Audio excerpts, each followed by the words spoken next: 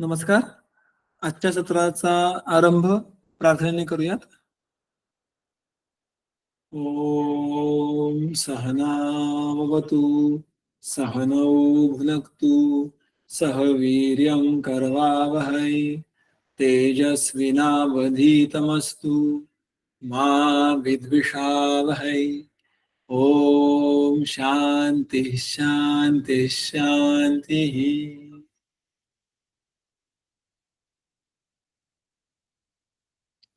सत्राच्या सुरुवातीला आपण नेहमीप्रमाणेच या अध्यायाच्या सुरुवातीच्या काही सूत्रांची संथा ही आपण ऐकूयात.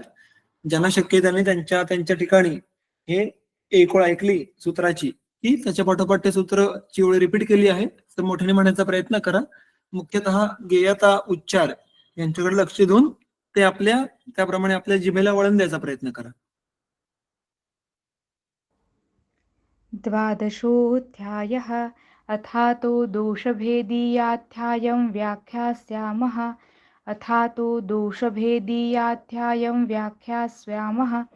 इति स्माहुरात्रेयादयो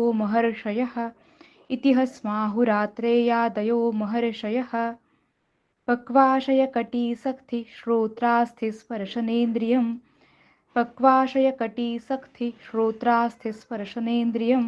स्थानं वातस्य तत्रापि पक्वाधानं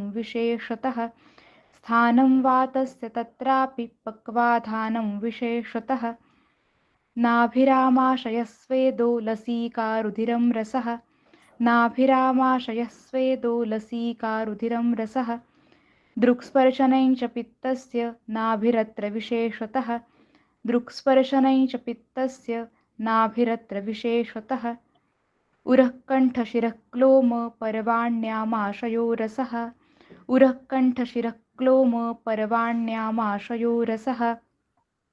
मेदोघ्राणं च जिह्वा च कफस्य सुतरामुरः प्राणादिभेदात् पञ्चात्मा वायुः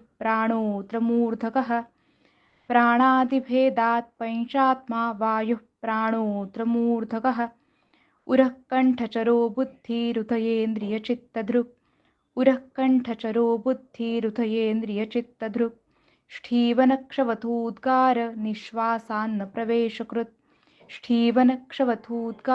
निःश्वासान्न प्रवेशकृत् उरस्थानमुदानस्य नासानाभिकलांश्चरेत्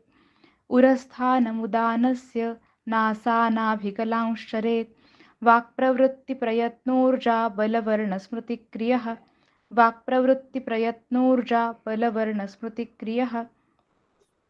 व्यानोरुधिस्थितः कृत्स्नदेहचारी महाजवः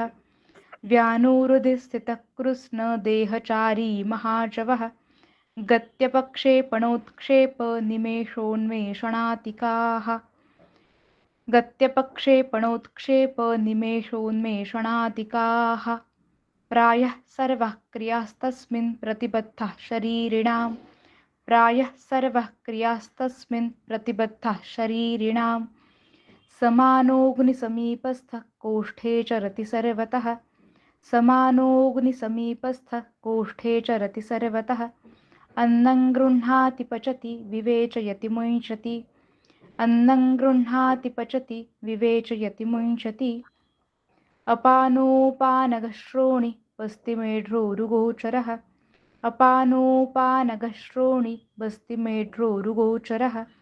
शुक्रार्तवशक्रुन्मूत्रगर्भनिष्क्रमणक्रियः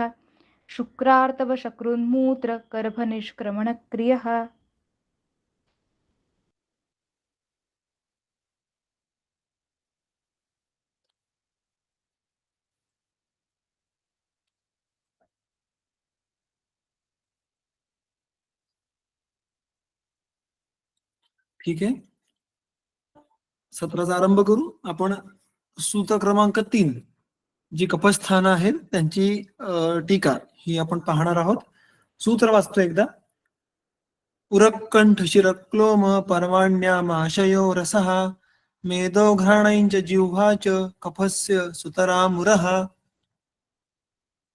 सूत्राची जी काही आता रचना आहे ही आम्हाला सगळ्यांना कळली आहे आतापर्यंत. वात स्थान, पित्त स्थान याप्रमाणेच याच्यामध्ये मुख्यतः जे उर, कंठ, शिर, क्लोम, पर्व, आमाशय, रस, मेद, घ्राण, जिव्हा ही सर्व कफाची स्थानं आहेत.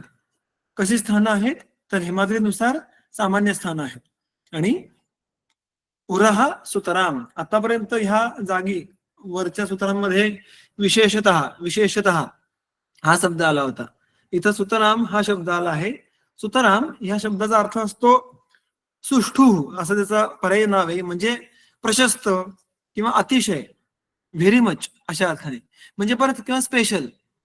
तर जी सिस्टीम आपण मागच्या 2 सत्रांमध्ये पाहिली ती इथं लागू होते की ते व्यापीनोपी असं असून सुद्धा अधो मध्य संश्रय हा वृन्नाभ्य हो ही गोष्ट येते.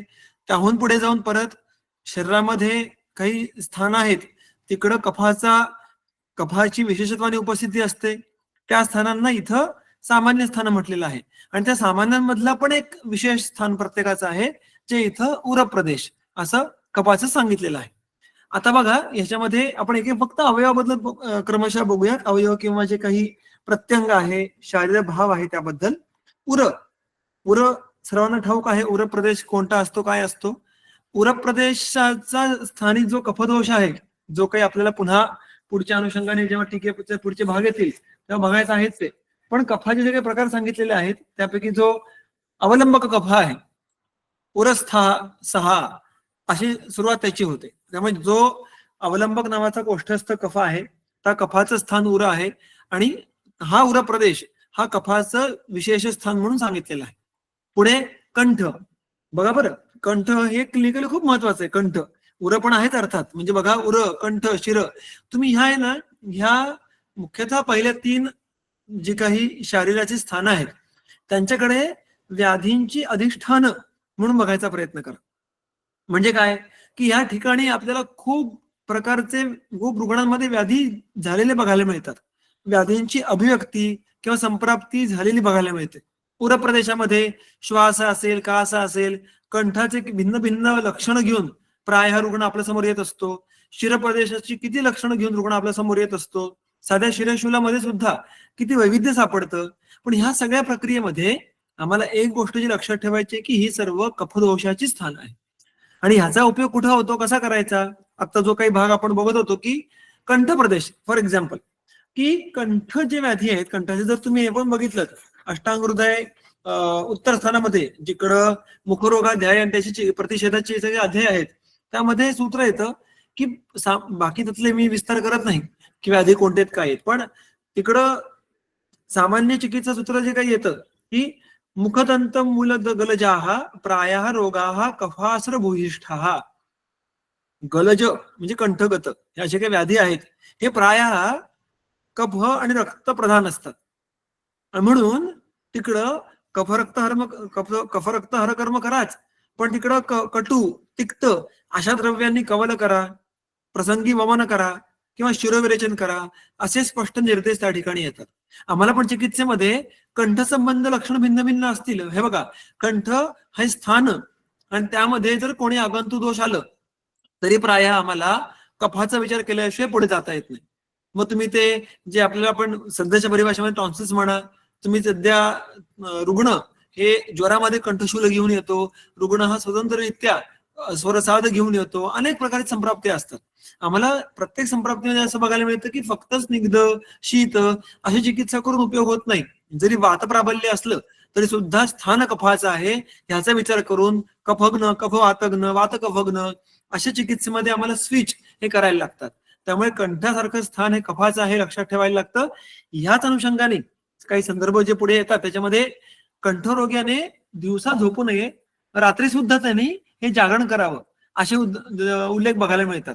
म्हणजे विषार्थ, कंठरोगी वगैरे त्यांची लिस्ट आहे. म्हणजे कंठ हे कफाचं इतकं प्रधान स्थान आहे आणि त्याचा आम्हाला चिकित्सेमध्ये इतका विचार करायला लागतो की प्रायः कटुतिक्त द्रव्य बाकी जाऊ देत, कटुर्गलामयो दर्द कोष्ठालचक सोफजित जे काही 10वा अध्याय वाग्गडाचा त्यात पहिलं काय आहे, कटू रस हा रसाचं सामान्य कर्म गलामय आहे. म्हणजे आम्हाला वारंवार गोष्ट काय कळते की कंठ हे कफाचं स्थान असल्यामुळे व्याधी कोणता ती गोष्ट क्रमशः येईलच, आगंतु दोष कोणता आहेत ते पण बघायला लागेलच, पण ते कफाचं स्थान आहे म्हणून कटुतिक्त द्रव्यांचा अधिक उपयोग करायला लागणं. म्हणून तुम्ही बघा की चिकित्सेमध्ये सुद्धा कंटकारे असेल, गंधकधृती असेल, त्रिभुवनकीर्ती असेल, गोरखमुंडी असेल, अनेक द्रव्य, पिंपळी असेल, ही द्रव्य जी मुख्यतः कंठावर सुंदर कामं करतात, ही सर्व कफग्न आहेत. ओके, तेच तर्क लावायचं शिरप्रदेशाला. शिरप्रदेश सुद्धा कफाचं स्थान आहे, खूप महत्वाचं आहे. ह्याचा मी आता व्याधींची उदाहरणं देत नाही, कारण व्याधींचं कसं आहे, प्रत्येकाबद्दल थोडं विस्ताराने बोलता येईल, पण आपल्याला मुद्दा हा इतकं एलॅबोरेट करण्याचा नाहीये. त्यामुळे तुम्हाला हिंट्स देऊन ठेवतोय की कशा प्रकारे आपण या दोषस्थानांचा भिन्न भिन्न प्रकारे विचार करू शकतो. हा विचार कंठाचा केला तसा शिराचा पण करू शकतो, म्हणजे व्याधी स्थान आहे म्हणून मुख्यतः प्रतिशाय शिरशूल यामध्ये शिरप्रदेश हे कफाचं स्थान आहे, हे या अनुषंगाने चिकित्सा करायला लागते. आणि म्हणून बघा तुम्ही की शिरस्नेहनामध्ये सुद्धा बरेचदा तैलाचा, बरेचदा नाही, प्राय तैलाचा उपयोगच अधिक वेळा केला गेलाय, जे की तैल हे वातकफग्न आहे. आणि शिरप्रदेशामधले सुद्धा मी म्हटल्याप्रमाणे व्याधींमध्ये आम्हाला कफग्न द्रव्यांचा विचार हा अनेक वेळा करायला लागतो. आणि तुम्ही कधी मुख्यतः जर कधी विधिवत नस्य केला असेल, विधिवत नस्य म्हणजे ग्रंथोक्त जी मर्श नस्याची मात्रा आहे, जो ग्रंथाचा अंग बिंदूचं परिमाण आहे त्या परिमाणात केलं, आणि जरी रुग्ण वातप्रधान, मार्गवरजन्य वात प्रकोप अशा प्रकारच्या अवस्थेचा असला तरी सुद्धा प्रसंगी तुम्ही साध्या अणुतेलाचं पंचनिर्यवर्धन किंवा पुढे षडबिंदू अशा तेलांची नस्य केली तरी अशा रुग्णांमध्ये की असं वाटत नसतं की फार कफचय असेल, त्यांच्यामध्ये नासाद्वारे प्रभूत कफपतन होतं. कारण पुनश्च गोष्ट की शिरप्रदेश, नासा हे शिरसद्वार, आणि शिरप्रदेश हे कफाचं स्थान असल्यामुळे तिकडं कफाचा चय होणं हे खूप सहजपणे शक्य असतं. म्हणून आम्हाला बरेचदा आमच्या नस्य उपक्रमामध्ये तो कोणत्याही व्याधीसाठी केला तरी सुद्धा कफपतन झालेलं बघायला मिळतं, कारण आम्ही ही सगळी प्रक्रिया शिरमार्गे करत आहोत.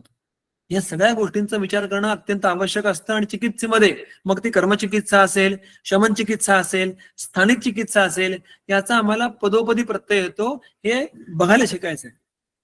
पुढे येतं क्लोम. आता क्लोम हा विषय थोडासा काय म्हणतो चर्चेला वारंवार येणारा असा आहे, कारण क्लोम नावाचं जे काही प्रत्यंग आहे हे मी आपण मागे ज्याप्रमाणे नाभीबद्दल चर्चा केली होती त्याप्रमाणे not like exactly like that, पण अजूनही एकमुखाने आम्ही सांगू शकू की क्लोम म्हणजे हाच सध्याचा ऑर्गन असं नाही होत, कारण त्याची भिन्न भिन्न वर्णनं टीकेमध्ये बघायला मिळतात. त्यात खूप सारी वर्णनं ही एका दिशेने अंगुली निर्देश करतात, पण त्या प्रकारचा एक अवयव हा छातीडोकपणे सांगावा असं अजूनही होत नाही. क्लोम म्हटलं की एक जो मुद्दा आम्हाला माहिती असतो तो उदक व स्रोताचं मूलस्थान. त्या उपर पुढे पुढे भिन्न भिन्न ठिकाणी त्याचा उदरामध्ये उल्लेख येतो, त्याचा तृष्णेमध्ये उल्लेख येतो, त्याचा पुढे विदर्धीमध्ये उल्लेख येतो, व्याधींमध्ये. आणि शरीरामध्ये जेव्हा टीका येतात तेव्हा काय म्हणतात, मी काही फक्त वाचून दाखवतो काही संदर्भ की क्लोमाबद्दल हे भिन्न भिन्न टीकाकारांनी काय काय म्हटलेलं आहे. तर क्लोम म्हणजे कालखंडात अधस्तात स्थितम दक्षिण पार्श्वस्थम, म्हणजे कालखंड म्हणजे यकृत, सो यकृताच्या खाली आणि उजव्या पार्श्वाच्या ठिकाणी असलेला असा कोष्ठांग हे क्लोम आहे असं म्हटलेलं आहे. हृदयास्य अधोभागे दक्षिण कुक्षिस्थे मांसपिंडाकार्य पदार्थे असा उल्लेख बघायला मिळतो. म्हणजे काय, हृदयाच्या खाली दक्षिण कुक्षीमध्ये मांसपिंडाकार, मांसाचा गोळा हा व्हिज्युअलाइज केला, त्या प्रकारचा जो काही पदार्थ असतो म्हणजे अवयव असतो त्याला तुम्ही क्लोम म्हणू शकता. क्लोम हे मुख्यतः त्या ठिकाणी विदर्धी झाला तर पिपासा, मुखशोष, गलग्रह ही लक्षणं बघायला मिळतात.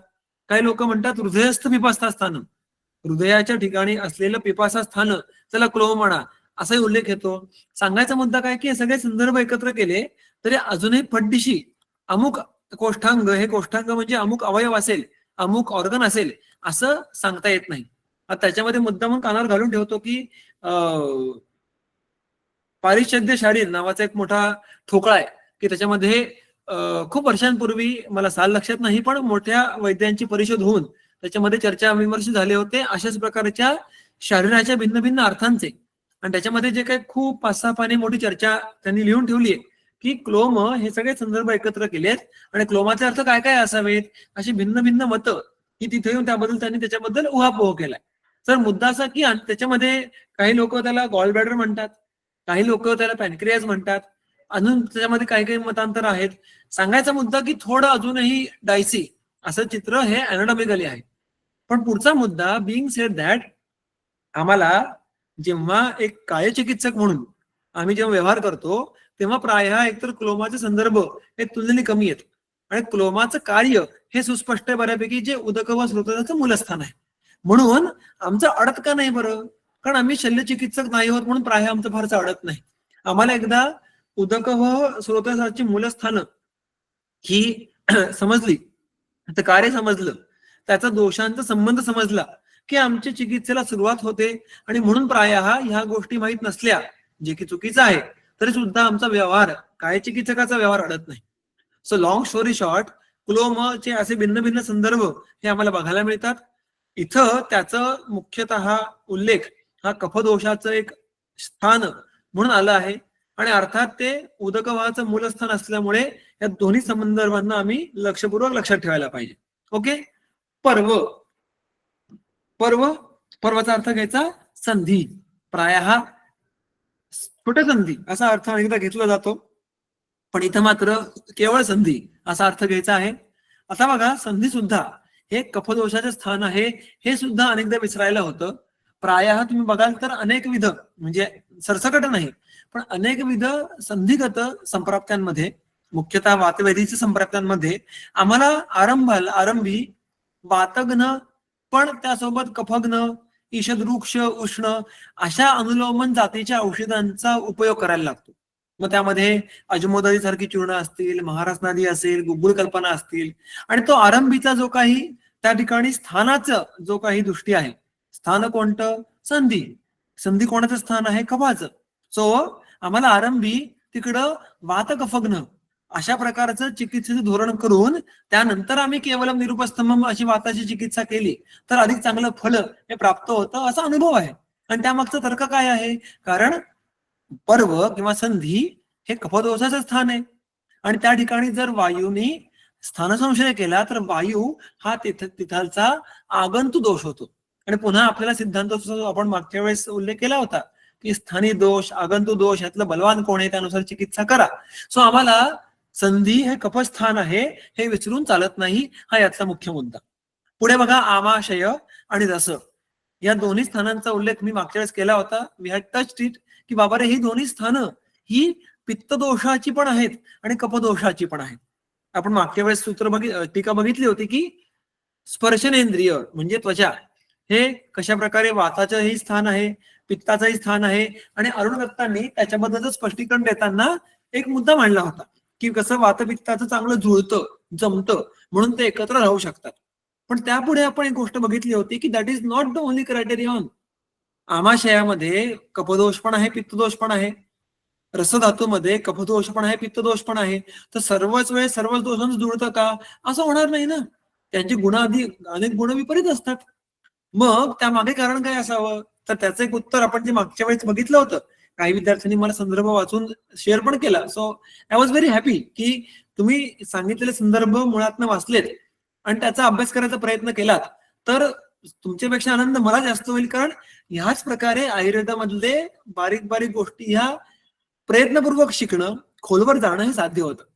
म्हणजे मला जेव्हा काही लोकांनी प्रश्नही विचारले की सर टीका समजत नाही, so I am happy to read again and tell you. So मी पुनश्च ते सांगतोय की मुळात ना, जेव्हा मी सत्रामध्ये काही सांगेन की हे वाचा, हे वाचलं तुम्हाला ही गोष्ट अधिक चांगली करेल, तर नक्की वाचा. हे सगळं तुमच्यासाठी चालू आहे, लक्षात ठेवा. ओके. बिंग सेड दॅट, जो मुद्दा होता की दोष, वातपित्त कफदोष हे त्यांच्या त्या शरीरामध्ये पहिल्या सेकंदापासून, म्हणजे ज्या क्षणी गर्भोत्पत्ती होते त्या क्षणापासून ते एकत्र असतात. सहज साम्यत्वात हा शब्द आपण पाहिला होता. आणि म्हणून ते एकमेकांना त्रासदायक ठरत नाही जेव्हा ते साम्यावस्थेमध्ये असतात तेव्हा. आणि ह्याच लॉजिकनी ती चरक चिकित्सास्थान अध्याय क्रमांक 26 यामध्ये तो श्लोक आहे, त्यावर टीका आहे.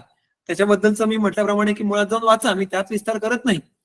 पण त्या तर्काने आपण इथेही बघू शकतो की आमाशयामध्ये सुद्धा कफाला राहणं, पित्ताला राहणं एकत्र हे सहज शक्य आहे. प्राकृत अवस्थेमध्ये असताना ते एकमेकांची दृष्टी करणार नाहीत.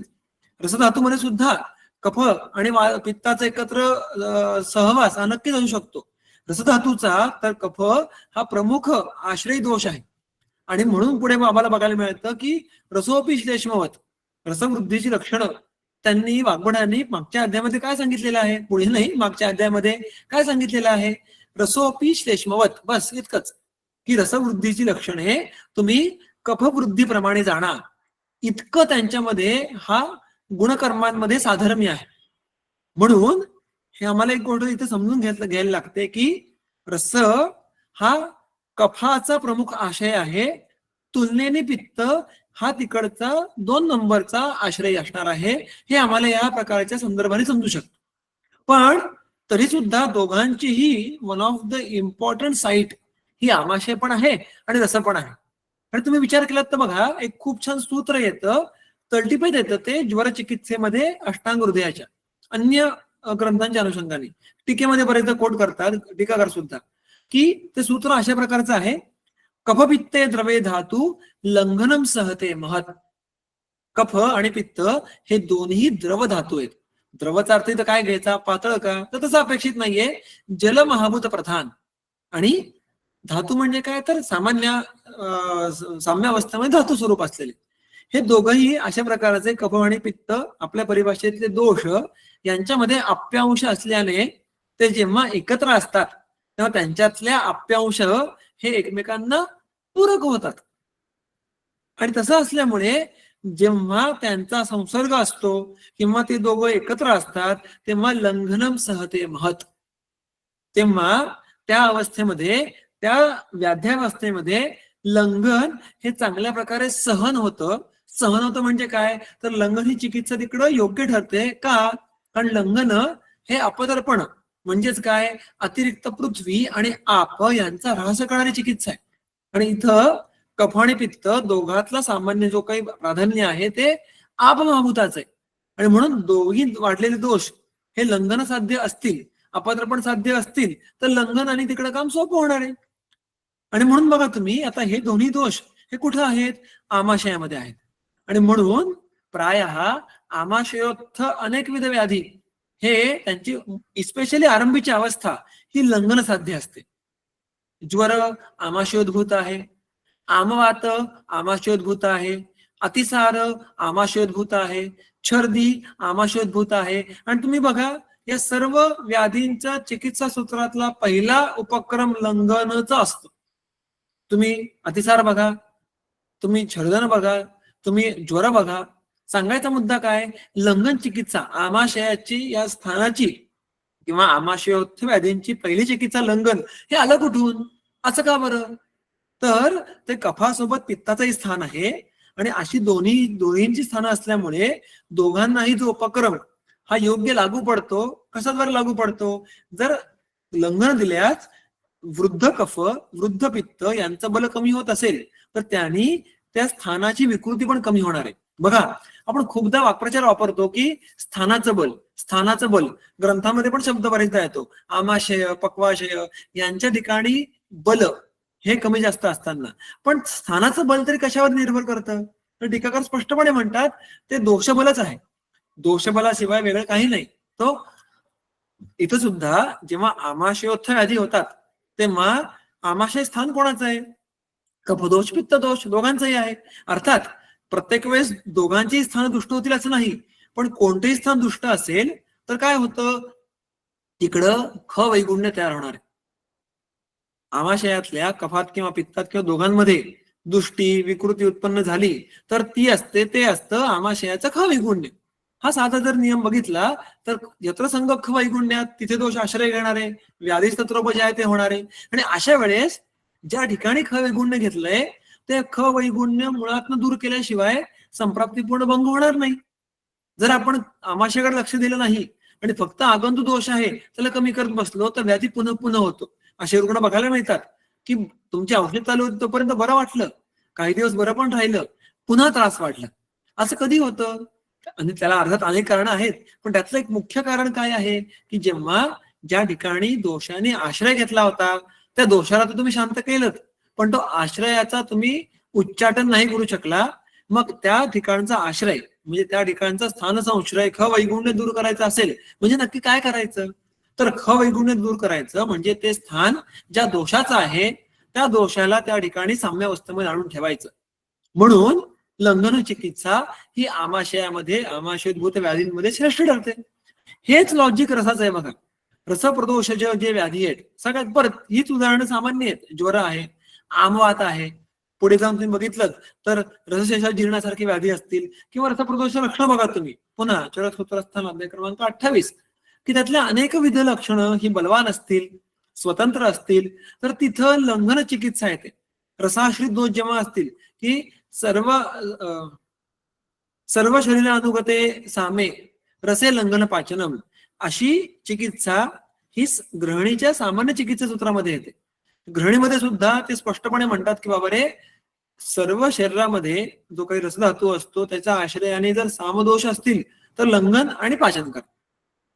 सांगायचा मुद्दा काय, आमाशय आणि रस हे आपल्याला आपल्या रुग्णांमध्ये अनेक वेळा दिसणाऱ्या व्याधींची ही मुख्य अधिष्ठान आहेत आणि त्या ठिकाणी लंघन ही मुख्य चिकित्सा आहे. याचं कारण काय आहे, तर याचं एक मुख्य कारण आहे की आमाशय आणि रस ही दोनही कफपित्त या दोषांची स्थानं आहेत, मुख्य स्थानं आहेत आणि म्हणून त्या ठिकाणी खविगुण उत्पन्न करण्यामागे सुद्धा प्रायः या दोन्ही दोषांचा हातभार असल्यामुळे त्यांच्या विपरीत चिकित्सा ही लंघन चिकित्सा होते. पुढे मेदो, मेद हा आता तसं बघायला गेलं तर तत्रास्थनी स्थितो वायू पित्तम तू स्वेद रक्तयोः श्लेष्मा शेषेषु म्हणजे हे दोन तीन मंडळी सोडली तर बाकी सर्व धातूंमध्ये कफदोष असतो. ह्या गोष्टी आपल्याला आदल्या अध्यायामधनं माहिती आहेत. तरी सुद्धा त्यांनी इथं स्पेसिफिकली रस मेद या दोन धातूंचा उल्लेख केला. त्यातही मेद धातूचं प्राकृत प्रमुख कर्म काय आहे, प्रेरणन जीवनन लेपा स्नेहो, जे की कफाचं पण मुख्य कार्य आहे. तो दोघांच्या कार्यामध्ये इतकं साधर्म्य आहे आणि म्हणून त्यांनी बाकी मांस, मज्जा, शुक्र ह्या धातूंची सुद्धा आश्रयाने कफदोष राहत असला तरी सुद्धा विशेष उल्लेख कोणाचा केलाय, मेदाचा केलाय. आणि मेदाचं स्निग्धत्व आणि कफाचं स्निग्धत्व यांच्यामध्ये खूप सामिप्य आहे. घ्राण, जो आपण लॉजिक कंठाला बघितलं, शिरप्रदेशाला बघितलं, तेच लॉजिक नाकाला सुद्धा घ्राण. सो नाक किंवा घ्राण हे सुद्धा कफाचं एक मुख्य स्थान आहे. याचा मला चिकित्सेमध्ये विचार हा पूर्वीप्रमाणेच करायला लागतो.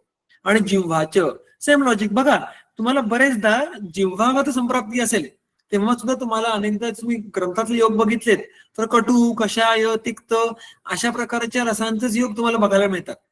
अर्थात आम्हाला पुढे बघायलाही मिळणार आहे की जिव्हाच्या ठिकाणी कोण असतो, बोधक कफ असतो. त्यामुळे हे सुद्धा खूप लॉजिकल आहे. तर ही सर्व काय आहेत, कफस्य. कफस्य काय, स्थानाने. आणि त्याच्यामध्ये मुख्यत्वे उर हे श्रेष्ठ आहे, सुष्ठू आहे, जिकडे कफाची विशेषत्वानी उपस्थिती असते.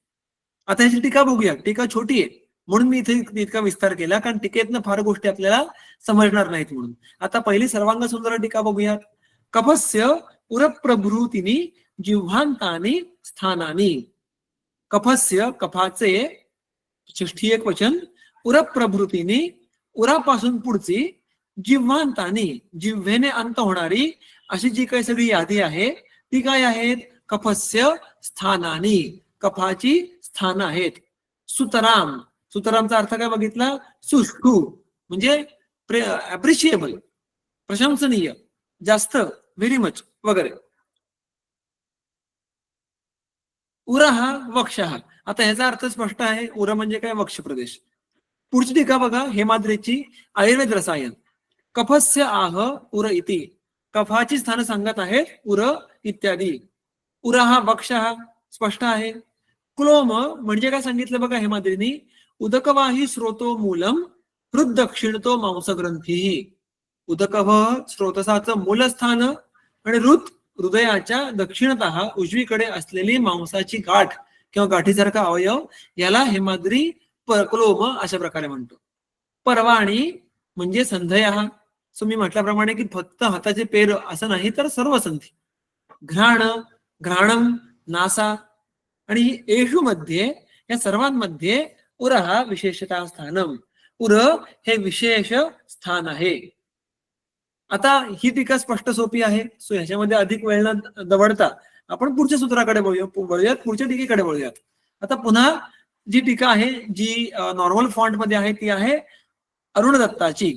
काय बघा, आता प्रत्येकम एतेषां दोषाणां विशिष्ट स्थानाश्रयेण क्रियाभेदात पैंच पैंच भेदानाह. तो ह्याच्या पुढे कोणता विषय येत आहे हे सांगतोय आपल्याला. अथ बद्दल आपण पहिल्या सत्रात पाहिलं होतं. जेव्हा एखाद्या नवीन गोष्टीची सुरुवात करायची असते तेव्हा अथ या शब्दाचा उपयोग केला जातो. का वगैरे आपण सगळं पाहिलंय. आता त्यामुळे याचा अर्थ काय की आता इथं विषय नवीन सुरू होतोय. अथ प्रत्येकम एतेषां दोषाणां, या प्रत्येक जे काही दोष आहेत, तीनही दोष, यातल्या प्रत्येक दोषाचं काय, विशिष्ट स्थानाश्रयेण, त्याचे विशिष्ट स्थानांच्या अनुषंगाने क्रियाभेदात क्रियाच्या भेदाच्या क्रायटेरियावर 5 भेद हे आता पुढे सांगितले गेलेले आहेत. म्हणजे बघा, हे क्लासिफिकेशन कशाच्या आधारावर आहे, जो तुम्हाला गृहकार्य दिलं होतं, गृहकार्य क्रमांक 1 सगळ्यात पहिल्या सत्रातलं, कोणत्या हेमाद्रीच्या अनुषंगाने जे काही ह्या अध्यायामध्ये त्यांनी विषयाची विभागणी केली आहे ते कोणकोणत्या सूत्रामध्ये आलंय. तर स्थानतः हा पहिला मुद्दा ज्याप्रमाणे या पहिल्या 3 श्लोकांमध्ये आलेला आहे त्याप्रमाणे तो मुद्दा पुढे सुद्धा एकूण दोषांचे जे काही 5 असे 15 प्रकार आहेत तिथपर्यंत एक्सटेंड होतो. पण हे जे काही दोषांचे 5 असे 15 प्रकार आहेत, हे 15 प्रकार हे केवळ स्थानभेदाने केलेले नाहीयेत, तर त्या स्थानी कोणकोणती विशेष कर्म करणाऱ्या दोषाचा अंश राहतो हा त्याचा क्रायटेरिया आहे. मी पुन्हा एकदा सांगतो की जे काही दोषभेद हे इथं प्रत्येकी 5 आहेत, हे कशाचा आधार केले गेले, जसं अरुण दत्त म्हणतो, पुढे हेमाद्री म्हणतो, विशिष्ट स्थानाश्रयेण क्रियाभेदात. तो दोष हा विशिष्ट स्थानी राहून काय काम करतोय हे दोन्ही मुद्दे एकत्र पाहण्याची सूत्र पुढची आहे. सो फक्त कर्मभेद सुद्धा नाहीये आणि फक्त स्थानभेद सुद्धा नाहीये. दोष कुठं काय करतोय, तुम्हाला मला आता पिक्चरचं नाव आठवलं, ती सध्या काय करते, तसं आहे ना, तसं इथं ते दोष कुठं काय करतो ह्या अनुषंगाने या प्रश्नाचं उत्तर मिळण्यासाठी आम्हाला पुढची सूत्र आहे. सो हे दोन्ही इकडचे एकत्रित असा त्याचा क्रायटेरिया लक्षात ठेवायचा. सूत्र काय बघा, प्राणादिभेदायत पंचात्मा वायुः. सूत्र अर्थात पुढे मोठं आहे, पण इथं संपादकांनी हे सूत्र तोडलेलं आहे. बघा, हे सूत्र जेव्हा तोडतात ना मध्ये मध्ये, तेव्हा असं काही टीकाकार सूत्र तोडत नसतात. खरं तर जर तुम्ही टीकेची मूळ प्रत बघितलीत, हस्तलिखित बघितलीत, तर टीकाकार हे सलग लिहितात. जसं तुम्ही तुमच्या समोर प्रश्नपत्रिका ठेवता आणि प्रश्न वाचून, प्रश्न लिहून खाली अख्खच्या अख्खं उत्तर लिहून काढता सलग, तसं टीकाकारांनी सुद्धा त्यांच्या टीका या सलग लिहून काढल्या आहेत प्रत्येक अध्यायाच्या.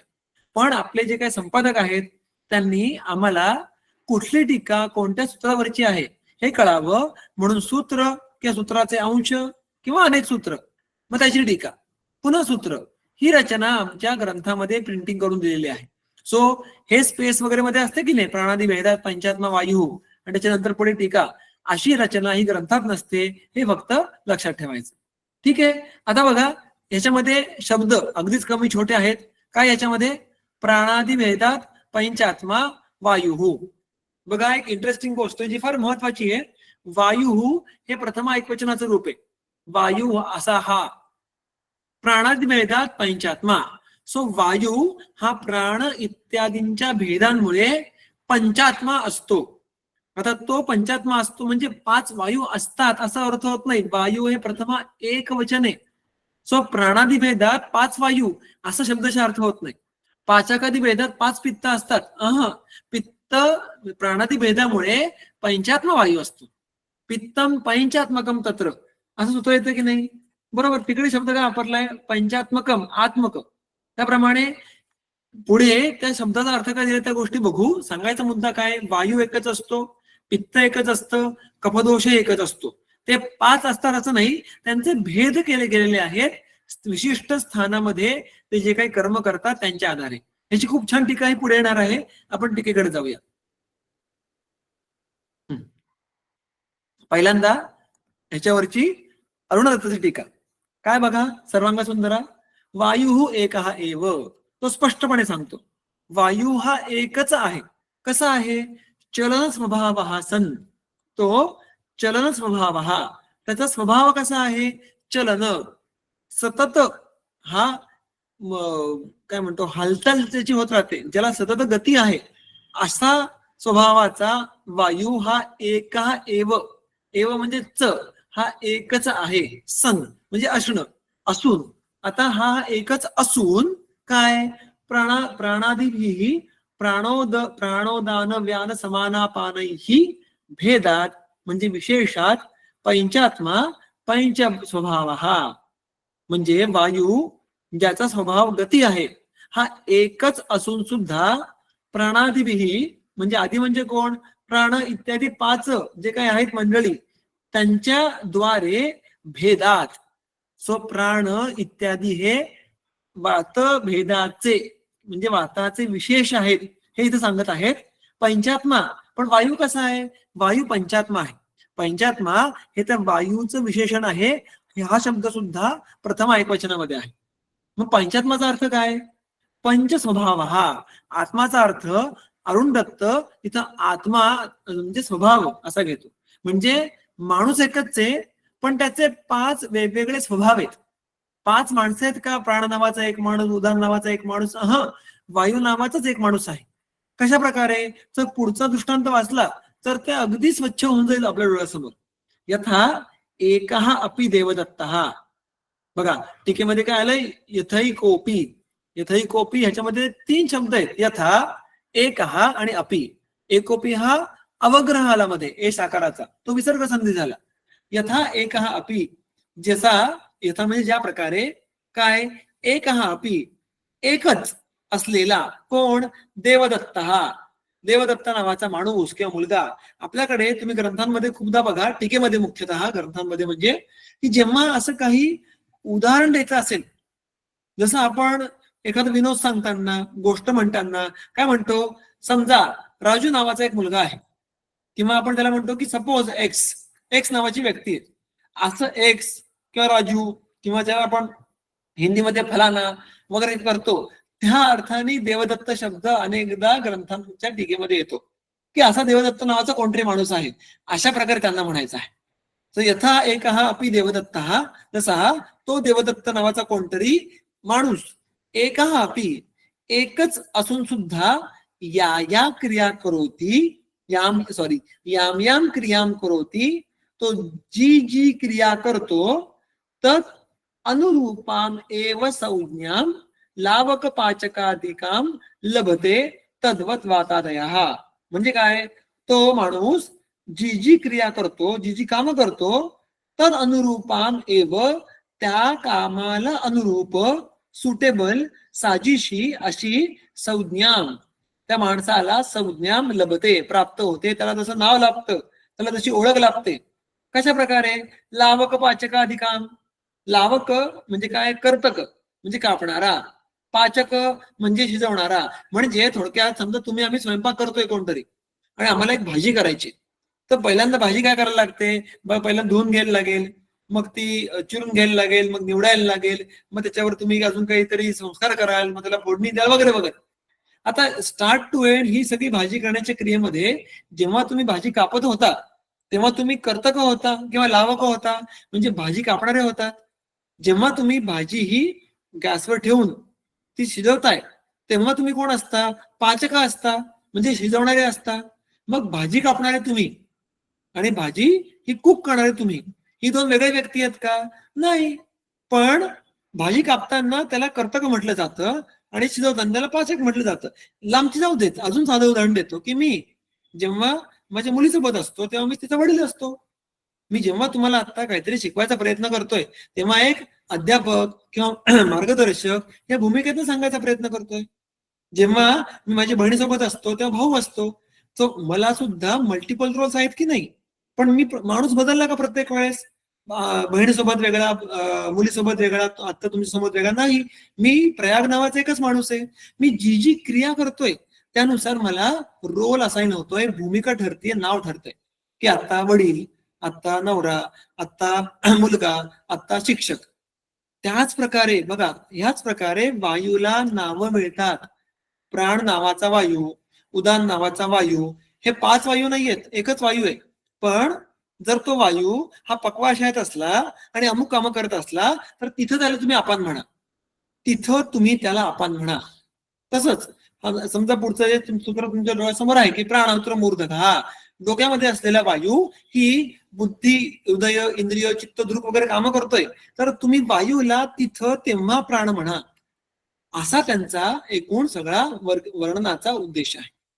सो सांगायचा मुद्दा काय, वायू, पित्त, कफ हे द्रव्य म्हणून एकच आहेत. त्यांना वेगवेगळी नावं मिळतात, ज्यांच्या आधारे त्यांचे भेद केले जातात.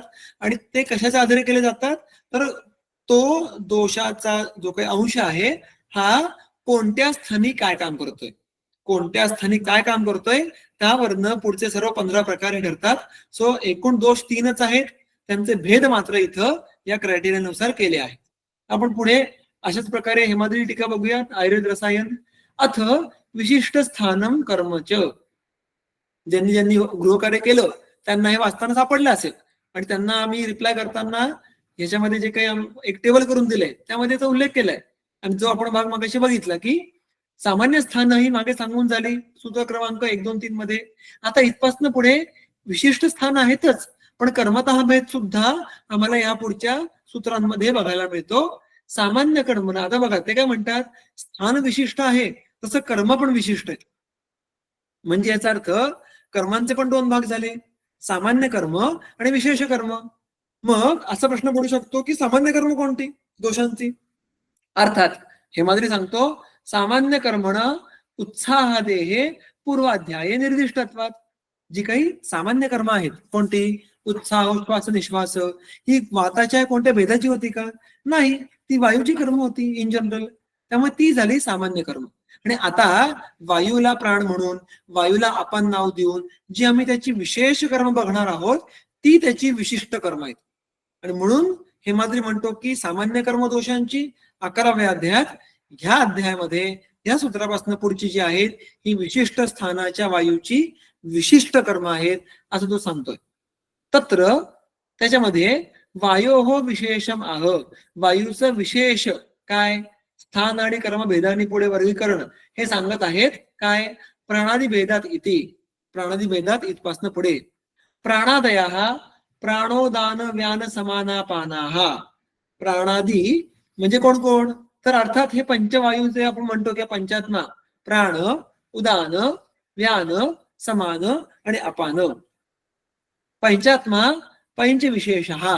आता हेमाद्री इथं वेगळा थोडासा अर्थ लावतो जो की शेवटी आम्हाला तोच सेन्स देतो की पंचात्मा म्हणजे काय, तर 5 विशेष असलेला, म्हणजे एकच आहे तो पण त्याच्याकडे जणू काही 5 वैशिष्ट्य आहेत, 5 भिन्न भिन्न प्रकारे आम्ही त्याला डिस्क्राईब करू शकू अशा प्रकारे असलेला तो एकमेव वायू. तो आम्हाला समजला काय टीकेवरनं, की वायू नावाचं एकच द्रव्य, एकच दोष हा शरीरामध्ये असतो. मुख्यतः आमच्या क्रिया सौकर्यासाठी या ग्रंथात जे जे काही सांगून ठेवलंय त्याचा सर्वात जो काही मुख्य प्रयोजन आहे ते धातुसाम्य क्रिया चोखता. सो आम्हाला या प्रत्येक गोष्टीचा अल्टिमेटली उपयोग रुग्ण बरा करण्यासाठी व्हायला पाहिजे. आणि म्हणून जी काही वर्गीकरण केलेली आहेत ग्रंथामध्ये त्यांचा उपयोग काय होणार आहे, निदानामध्ये होईल, साध्यत्वामध्ये होईल, कर्म ठरणामध्ये होईल. तर त्या अनुषंगाने आम्ही इथं आम्हाला हवे तसे प्रकार करून घेऊ शकतो, आम्हाला म्हणजे आयुर्वेद तंत्रामध्ये. आणि म्हणून इथं आम्ही दोषांचे 5-5 प्रकार हे विशिष्ट स्थान आणि विशिष्ट कर्म अशा भेदाच्या आधारे हे आम्हाला बघायला मिळतात. आता इथपासनं पुढे मग खऱ्या अर्थाने आमचे सगळे जे काही माहिती असलेले दोष भेद हे असे सुरू होतात. अर्थात या सगळ्याचा म्हणजे प्राणाची वगैरे टीका तर खूप छान, खूप समजून घ्यायला त्याची कर्म सुद्धा आवश्यक आहेत, त्यामुळे तो भागात घेणार नाही. पण तुम्हाला पुढच्या सत्राच्या अगोदर तुम्ही 2 गृहकार्य केलीत, कारण मध्ये आपल्याला मंगळवारपर्यंत वेळ असणार आहे, तर तुम्हाला पुढच्या वातांचा जो काही सगळा चर्चा आहे ना ही खूप छान समजेल. वात प्रकार जे काही वातभेद आहेत त्यांची कोणते 2 गृहकार्य करायची आहेत. एक तर खूप गृहकार्य सोपं आहे, पुढे जे काही पंच प्राणादी भेदात पंचात्मा असे जे काही वर्णन आहेत ह्या प्रत्येक सूत्रामध्ये प्राणाच्या, उदानाच्या प्रत्येकाच्या सूत्रामध्ये काय आहे, वाताची अनेक स्थानं सांगितलेली आहेत प्रत्येक जो काही प्राणादी भेदात आहेत त्यांची. त्याच्यामध्ये तुम्हाला हेमाद्रीनी हे 2 भागात त्या स्थानांचं पुन्हा हे केलंय वर्गीकरण, की अवस्थिती स्थान आणि विचरण स्थान, अवस्थिती स्थान आणि विचरण स्थान. तर प्राण, उदान इत्यादी पाचांची प्रत्येकाचं अवस्थिती स्थान काय आणि विचरण स्थान काय हे शोधून त्याचं एक टेबल करा किंवा एका समोर एक लिहा आणि अवस्थिती स्थान आणि विचरण स्थान याचा अर्थ काय घ्यायचा हे पण तुमच्या भाषेत लिहायचा प्रयत्न करा, अगदी 1-2 शब्दांमध्ये. हे झालं पहिलं गृहकार्य. दुसरं गृहकार्य यासाठी थोडासा प्रयत्न करायला लागेल, म्हणजे अर्थात उघडायला लागतील. काय उघडायला लागेल तुम्हाला? अष्टांग संग्रह उघडायला लागेल, सूत्रस्थान त्याचं उघडायला लागेल आणि त्यात तुम्हाला शोधायचंय. काय शोधायचंय? अष्टांग संग्रहाच्या सूत्रस्थानामध्ये बृहत्रयपैकी सगळ्यात विस्तृत अशा प्रकारची ही 5ही प्रकारांच्या वायूची जे काही वायूचे भेद आहेत त्यांची कर्म आलेली आहेत. वाग्भटामध्ये तुलनेने ह्या गोष्टी संक्षेपात आहेत, पण वाग्भट म्हणजे अष्टांग हृदय, अष्टांग संग्रहाने बऱ्यापैकी विस्तृत अशी प्रत्येक प्राणादी भेदांचं कर्म ही सांगून ठेवली आहे. तर पहिला मुद्दा तर काय, अर्थात ती कुठे आली आहे सूत्रस्थानात हे शोधणं हे सोपं आहे. आणि त्यानंतर अष्टांग संग्रहामध्ये प्राण जो आहे त्याची कोणती वेगळी कर्म सांगितली आहेत हे लिहून काढायचं. उदान आहे त्याची अष्टांग हृदयापेक्षा वेगळी कर्म कोणती आहेत हे लिहून काढायचं. फक्त लिहून काढायचंय, त्याचे अर्थ लिहा असं अपेक्षित नाही, कारण ते अर्थ लिहिण्यासारखे नाहीयेत, ते समजण्यासारखे चर्चा करण्यासारखे आहेत. पण मुख्यतः तुम्ही जर 5ही जे काही आहेत प्राणादी त्यांची प्रत्येकाची अष्टांग संग्रहामधली हृदयापेक्षा वेगळी असलेली कर्म लिहून काढली तर तुम्हाला वायूच्या याचा अभ्यास करतानाच तुमची विजन ही जास्त ब्रॉड असेल. ओके, सो ही 2 गृहकार्य करायचे. पुन्हा रिपीट करतो.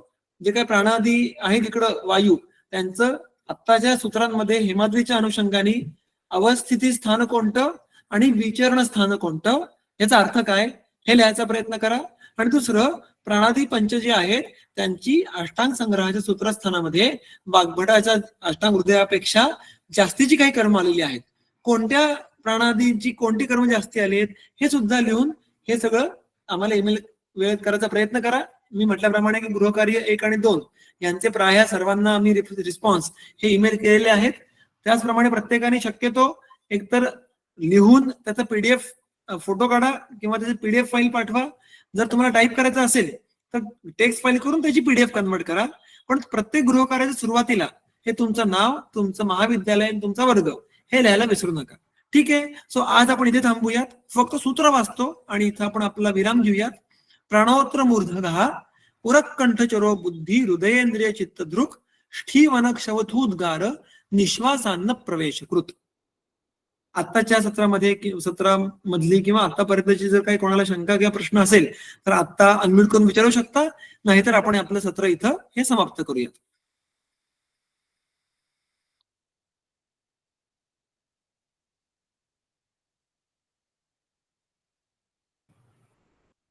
हाँ बोला. हाँ सर, मुझे पूछना था कि सर जैसे आपने बताया था कि शक्ति का मीनिंग है वक्षणाद्य अंगुष्ठान्तरम, जो टीका में बताया गया. तो मेरा डाउट ये था कि वक्षण और अंगुष्ठ के बीच का जो अंतर है उसको हम लोग शक्ति बोलेंगे, राइट? तो मुझे बोल रहे कि वो पाद किसको बोलते हैं? फिर पाद शूल जो होता है तो हम लोग कभी शक्ति शूल नहीं लिखते, पाद शूल लिखते हैं, तो वो उसका अंतर मतलब कि दोनों में डिफरेंस क्या है फिर? हाँ, कैसे होता है, हमारे ग्रंथ में जो परिभाषा का उपयोग है वो फ्लूइडली किया जाता है. जैसे आज हमने देखा कि इस अधिकरण में, इस सूत्र में पर्व का अर्थ संधि भी था, तो ऐसा अर्थ ऐसा उसका नहीं कि कई जगहों पे पर्व का अर्थ ये पर्व लिया जाता है यानी छोटे संधि, कई जगहों पे उसका अर्थ संधि लिया जाता है. सो उसको कहते हैं कॉन्टेक्चुअल मीनिंग, या उस अधिकरण में उसका अर्थ क्या लेना है. तो पाद का अर्थ शक्ति होता नहीं है ऐसा नहीं है. एक अवयव के या एक प्रत्यंग के एक से अधिक अर्थ, जैसे हमने अभी देखा उर का अर्थ वक्ष हुआ, तो उर और वक्ष एक जैसे ही है. ग्रहण का अर्थ नासा हुआ, वैसे पाद ये भी वंक्षण से शुरू होके जो अंगुली है उसको पाद कह सकते हैं कि बिल्कुल से कह सकते हैं, उसमें कोई नहीं. तो कौन सी परिभाषा का उपयोग कहाँ पे किया गया है ये बहुत बार वहां पे ग्रंथों को अभिप्रेत अर्थ क्या है, छंदबद्ध क्या हो रहा है इत्यादियों पर निर्भर करता है. तो दोनों अर्थ सही है, दोनों पर्याय नाम है, लेकिन एक का उपयोग ज्यादा किया है कम किया है उस पर उसका कोई महत्व निर्भर नहीं करता. तो पाद और शक्ति ये दोनों ही पर्याय नाम है. बहुत बार छंद में बैठने के लिए या सौकर्य के लिए वहां पे एक के बजाय दूसरे शब्द का उपयोग ये किया जाता है, इस प्रकार से। Okay, thank you sir. Thank you.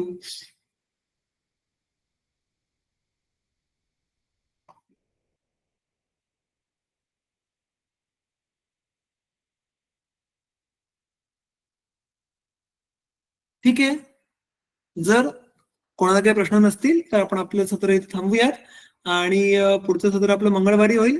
त्या सत्रामध्ये मी तुम्हाला आतापर्यंत मुख्यतः जो आजच्या गृहकार्यातला एक भाग होता की ग्रहणी हे कोष्ठांग आहे का पक्वाश आहे असा एक प्रश्न विचारला होता, तर लोकांनी छान प्रयत्न केले उत्तर द्यायचं. त्याचं उत्तर हे मी तुम्हाला पुढच्या सत्रामध्ये देईन आणि मग आपण आपलं पुढची टीका सुरू करू.